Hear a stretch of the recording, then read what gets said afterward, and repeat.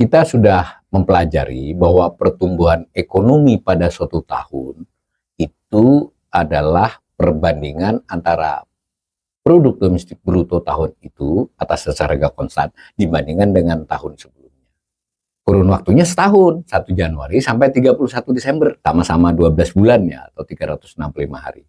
Nah, Badan Pusat Statistik dan juga badan statistik di banyak negara yang cukup berkembang itu merasa pertumbuhan ekonomi ini informasi yang penting, baik buat pemerintah untuk kebijakan maupun buat perusahaan untuk mengambil keputusan atau buat analis. Itu diputuskan untuk memberikan data yang sifatnya 3 bulan, jadi bukan setahun. Nah, quarter bahasa Inggrisnya. Kalau di Indonesia triwulan. Jadi 1 Januari sampai dengan 31 Maret, 1 April sampai dengan 30 Juni dan seterusnya dicoba diukur juga, jadi nggak nunggu setahun. Nah, pertumbuhan ekonomi pada suatu triwulan atau kurun waktu 3 bulan tadi dibandingkan dengan 3 bulan sebelumnya. Jadi 3 bulan banding 3 bulan itu disebut dengan pertumbuhan ekonomi triwulanan. Quarter to quarter disingkat Q to Q. Nah, kira-kira begitu ya. Nah, sebagai contoh pertumbuhan ekonomi Indonesia triwulan 3 tahun 2023. Triwulan 3 berarti 1 Juli sampai dengan 30 September. Nah, itu dibandingkan dengan triwulan 2, berarti dibandingkan dengan 1 April sampai dengan 31 Mei. Nilainya 1,60%. Dapat dari mana itu?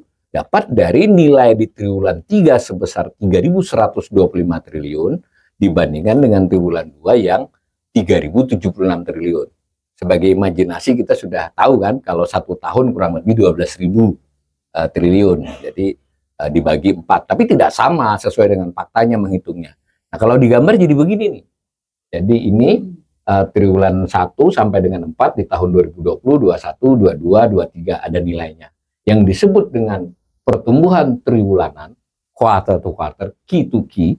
Jadi kalau saudara-saudara melihat pengumuman Badan Pusat Statistik atau ada berita di media tentang pertumbuhan Q to Q, itu maksudnya batang yang ini dibandingkan batang yang ini. Batang ini dibandingkan ini. Nah, maka angkanya agak berbeda dengan yang tahunan kan. Sebelumnya kita melihat misalnya pertumbuhan ekonomi Indonesia tahun 2023 sebesar 5,05. Triwulanan jadi beda. Nah, kita tadi mengambil contoh triwulan 3. Nanti gunanya ada. Ini kalau dibuat tahun yang panjang kita akan melihat ekonomi Indonesia itu cirinya di triwulan-triwulan berapa yang relatif tingginya tumbuh. Tumbuhnya tinggi. Nah, kapan yang relatif rendah, tentu dengan pengecualian saat-saat krisis ya, seperti COVID maupun 98. Nah, intinya ini disebut Q to Q. Nah, dengan data yang sama, itu ada istilah year on year. Tadi kan kita membandingkan triwulan ini dengan triwulan sebelumnya, tapi boleh juga kita membandingkan, dan datanya disajikan, triwulan yang sama dengan tahun sebelumnya.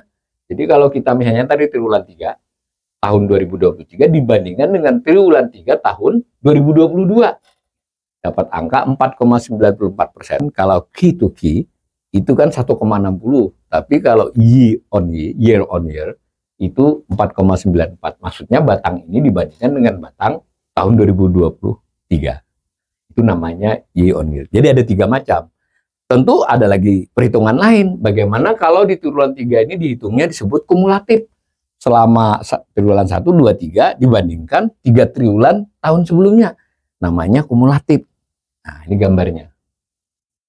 Jadi kalau triwulan 3 kumulatif ini berarti maksudnya dari 1 Januari sampai dengan 30 September 2023 dibandingkan dengan 1 Januari sampai dengan 30 September tahun 2022 kumulatif. Itu C2C. Ini juga nanti kalau kita lanjut pada analis yang intermediate atau advance, ada gunanya ini nanti, akan kelihatan. Nah, tetapi sementara sekurang-kurangnya kita belajar dulu konsep dasarnya seperti itu. Maka dengan mudah kita bisa memahami kalau triwulan 4 itu berarti 1 Januari sampai 31 Desember, 1 tahun kan, dibandingkan setahun sebelumnya. Nah, itu persis sama angkanya dengan pertumbuhan ekonomi. Lihat ini, 5,05. Nah, jadi saya ulangi sedikit. Jadi kita sudah mengenal konsep pertumbuhan ekonomi tahunan, itu berarti membandingkan produksi barang dan jasa selama setahun dibandingkan tahun sebelumnya. Lalu kita juga mengenal perhitungan pertumbuhan ekonomi triwulanan, 3 bulan. Nah, dalam hal yang kedua ini ada 3 cara, ada tiga data, maksudnya bukan 3 cara ya, 3 data yang semuanya berguna nanti kalau untuk analisis lebih lanjut.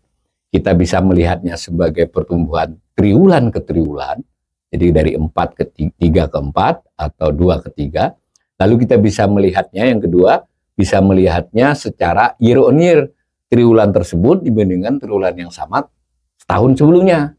Nah, bisa juga kita melihatnya kumulatif selama 1 triwulan atau 2 triwulan atau 3 triwulan dan seterusnya.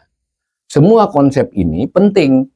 Tadi kalau pertumbuhan ekonomi kita sudah melihat di sesi sebelumnya, kita pengen tahu di Indonesia ini sekian puluh tahun, kapan saja pernah tumbuh ekonomi tinggi, kapan tumbuhnya sedang, kapan kontraksi. Nah, kalau ditelusuri lebih jauh, nanti kita bisa menganalisis sebab-sebabnya apa. Untuk kajian kita, kita hanya sekedar tahu dulu cara menghitung dan cara memahami konsepnya. Begitu juga triwulanan. Nanti bisa dihubungkan, oh triwulan 2 cenderung tinggi. Wah, ternyata setelah diselidiki untuk struktur ekonomi Indonesia, misalnya waktu itu adalah musim panen misalnya. Nah, lalu triwulan 3 dengan 4 tinggian mana? Misalnya, seperti itu akan membuat kajian-kajian yang lebih lanjut. Itu gunanya menganalisis pertumbuhan ekonomi triwulanan.